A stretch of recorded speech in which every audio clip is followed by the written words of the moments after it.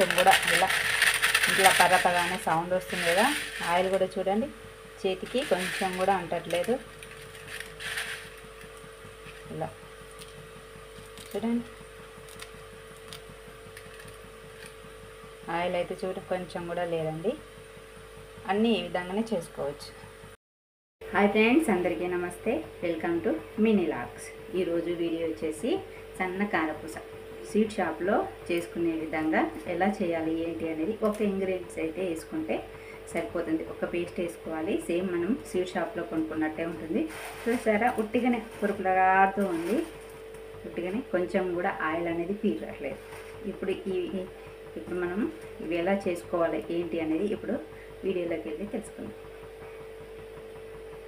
నేను ముందుగాలనైతే ఈ గ్లాస్తో 2 గ్లాసుల శనగపిండి తీసుకున్నాను. ముందుగానే జల్లించుకున్నాను, ఎందుకంటే శనగపిండి అంత తొందరగా దిగదు కదా, అందుకనే వీడియో లెంత్ అయిద్దని ముందుగానే ఈ శనగపిండిని అయితే జల్లించుకున్నాను. నేను 2 గ్లాసుల శనగపిండికి 2 గ్లాసుల బియ్యపిండి తీసుకుంటున్నాను.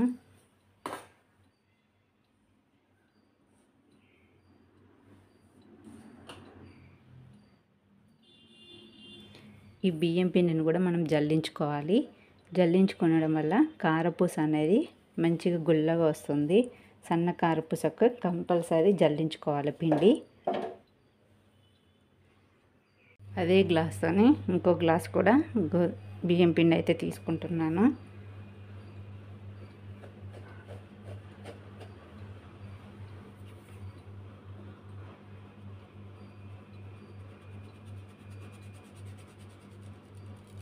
చూసారా, ఈ ఉండడం వల్ల సన్న కారపూస గిద్దెల్లో దిగదు. అందుకనే బియ్యం పిండి అయినా శనగపిండి అయినా కంపల్సరీ జల్లెడ పట్టుకోవాలి. అలా పట్టుకోవడం వల్లనే మనకు కారపూస అనేది మంచిగా వస్తుంది, సన్న దాంట్లో మంచిగా. ఇప్పుడు ఈ బియ్యం పిండి శనగపిండి మొత్తం కలపాలి. మనము స్వీట్ షాప్లో ఎలా వస్తుందో కారపూస అలా చేసుకోవచ్చు మనం ఇంట్లోనే. బయట నుండి కొనుక్కోవాల్సిన అవసరం లేదు. పిల్లలు ఈవినింగ్ స్కూల్ నుండి రాగానే స్నాక్స్ అడిగినప్పుడు ఇలా చేసి పెడితే అలా స్నాక్స్ బాక్స్లోకి స్కూల్కి తీసుకెళ్తారనమాట. ఇప్పుడు ఇది మొత్తం చూసారు కదా, కలగలిసింది కదా. దీంట్లో ఇప్పుడు మనం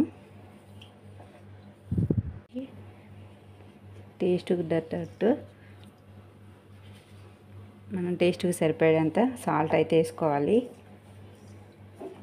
దీంట్లో మీరు ఎక్కువ శనగపిండి కావాలనుకున్న వాళ్ళు 2 గ్లాసుల శనగపిండికి 1 గ్లాస్ బియ్యం పిండి అయితే తీసుకోండి. నేను 2 గ్లాసుల శనగపిండికి 2 గ్లాసుల బియ్యం పిండి తీసుకున్నాను. అట్లయినా కారపూస మంచిగా గుల్లగా వస్తుంది, టేస్ట్ కూడా బాగుంటుంది. ఇప్పుడు మనం ఇది మొత్తం సాల్ట్ అనేది కలబెట్టాం కదా. నేను ఇందులో మీరు కావాలంటే మీ దగ్గర బటర్ ఉంటే బటర్ వేడి చేసేసుకోండి, లేకపోతే ఆయిల్ అయినా హీట్ చేసుకొని పోసుకోవచ్చు. ఇప్పుడు మనం వేడి నూనె, బటర్ కానీ ఆయిల్ కానీ పోసుకోవచ్చు. ఇలా పోసుకోవడం వల్ల పిండి అనేది గుల్లగా వస్తుంది మన కారపూస. ఆయిల్ కూడా ఎక్కువ పీల్చదు అన్నమాట.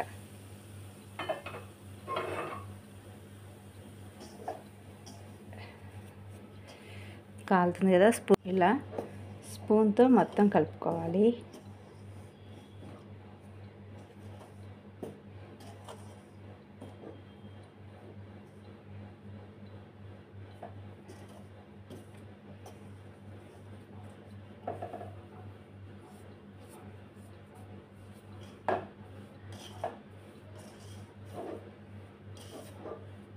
ఈ ఆయిల్ అనేది ఈ పిండి మొత్తం కలిసేటట్టు మంచిగా కలుపుకోవాలి.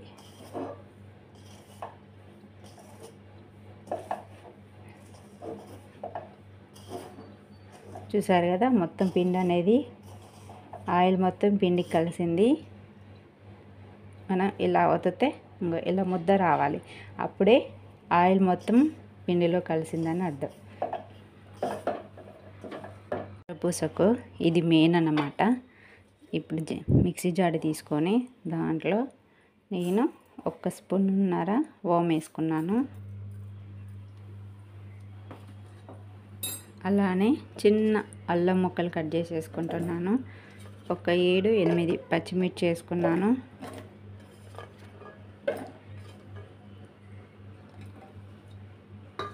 ఇప్పుడు దీన్ని బాగా మెత్తగా మిక్సీ పట్టుకోవాలి. పేస్ట్ లెక్క రావాలి కాబట్టి మనం కొంచెం వాటర్ అనేది యాడ్ చేసుకొని మిక్సీ పట్టుకుందాం. ఈ విధంగా పేస్ట్ పట్టుకోవాలి. కానీ దీన్ని ఈ విధంగానే డైరెక్ట్గా పిండిలో వేయకూడదు. ఇలా వేసామనుకోండి గిద్దల నుంచి అసలు పిండే ఈగదు. ఇప్పుడు దీన్ని మనం స్ట్రైనర్ సహాయత ఈ రసాన్ని తీసుకుందాం. ఇప్పుడు మనం ఈ రసాన్ని ఇందులో పోసుకోవాలి.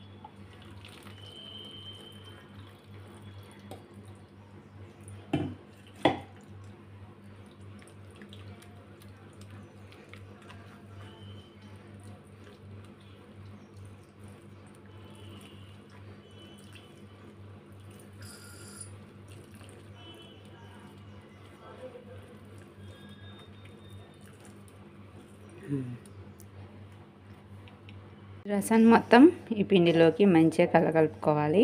కొంచెం కొంచెం వాటర్ పోసుకుంటూ మనం మంచి చపాతీ ముద్ద లెక్క కలుపుకోవాలి. ఇలా పోసామనుకోండి వాము కదా, శనగపిండి కాబట్టి వాము వేయడం వల్ల తొందరగా జీర్ణం అవుతుంది. పిల్లలకి శనగపిండి పడితే కొంతమందికి జీర్ణశక్తి కాదు కాబట్టి ఇలా మనం వాము వేసుకున్నాం అనుకోండి జీర్ణశక్తి తొందర అయింది. ఇప్పుడు మనం కొంచెం కొంచెం వాటర్ పోసుకొని కలుపుకోవాలి.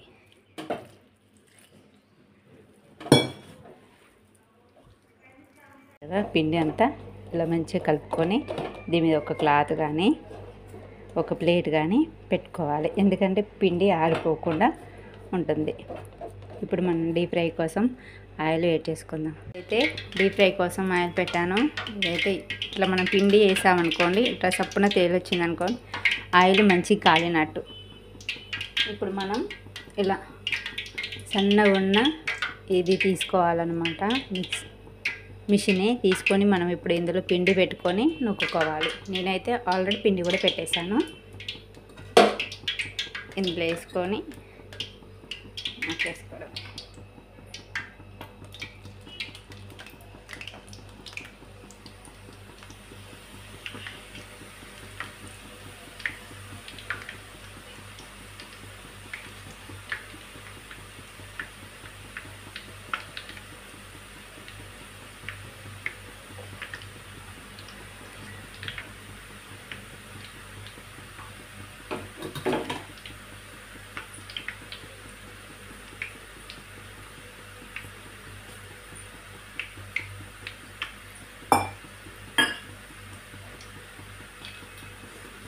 చూసారు కదండి ఎంత సన్నగా వచ్చింది కదా.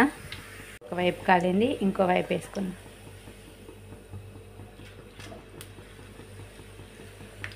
ఇలానే రెండు వైపులు రెడ్ కలర్లోకి వచ్చేదాకా ఎంచుకోవాలి. అన్నీ ఈ విధంగానే వేసుకోవాలి. ఇలా కొడితే సౌండ్ వచ్చిందనుకోండి ఇది కాలిపోయిందని వేగిందని అర్థం. కారపూస మంచి కలర్లోకి వచ్చింది చూసారు కదా. ఇది మనం ఇప్పుడు తీసి వేరే బౌల్లోకి వేసుకుందాం.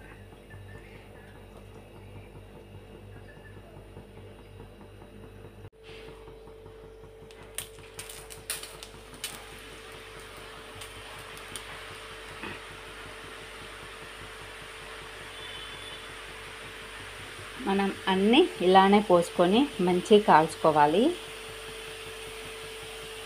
నాకైతే ఒక 10-15 చుట్టలు అయితే అయినాయండి. 2 గ్లాసుల శనగపిండికి 2 గ్లాసుల బియ్యం పిండికి.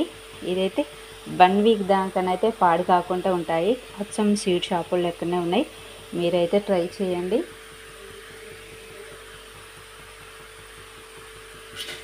మంచి పిల్లలకైనా పెద్దలకైనా ఏదన్నా ఫెస్టివల్స్ వచ్చినప్పుడు ఇలా చేసుకోండి.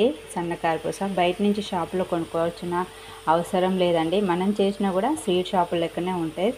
మనం కూడా ట్రై చేస్తే సరిపోతుంది అండి. ఏం లేదు, ఇంట్లో ఉన్న వాటితోనే వాము, పచ్చిమిర్చి, అలానే అల్లం, శనగపిండి, బియ్యం పిండి. కంపల్సరీ ఎవరి ఇంట్లోనైనా శనగపిండి ఉంటుంది, బియ్యం పిండి ఉంటుంది, అల్లం ఉంటుంది, వాము ఉంటుంది, పచ్చిమిర్చి కంపల్సరీ. అన్నీ ఇంట్లో ఉన్న వాటితోనే చేసుకోవచ్చు. ఇవన్నీ అయితే కాలిపోయినాయి. ఇది ఎలా ఉంది టేస్ట్ చేసి నేను మీకు చెప్తాను. ఆయిల్ కూడా చేతికి కొంచెం కూడా అంటదు, అది కూడా చూపిస్తాను మీకు. ఇప్పుడు కొంచెం కూడా ఇట్లా పర్రపగానే సౌండ్ వస్తుంది కదా. ఆయిల్ కూడా చూడండి చేతికి కొంచెం కూడా అంటట్లేదు. ఇలా చూడండి ఆయిల్ అయితే కొంచెం కూడా లేదండి. అన్నీ ఈ విధంగానే చేసుకోవచ్చు. మనం స్వీట్ షాప్లో చేసుకునే కారపూస అయితే సన్న కారపూస రెడీ అయ్యింది. టేస్ట్ ఎలా ఉందో చెప్తాను.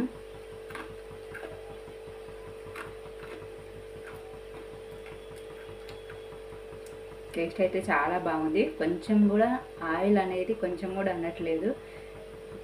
మీరు కూడా ఒకసారి ట్రై చేసి ఎలా ఉందో నాకు కామెంట్ చేయండి. నా వీడియో నచ్చితే లైక్ చేయండి, షేర్ చేయండి, సబ్స్క్రైబ్ చేసుకోండి. చాలా బాగుంది. మీరు కూడా ఒకసారి ట్రై చేయండి. ఈ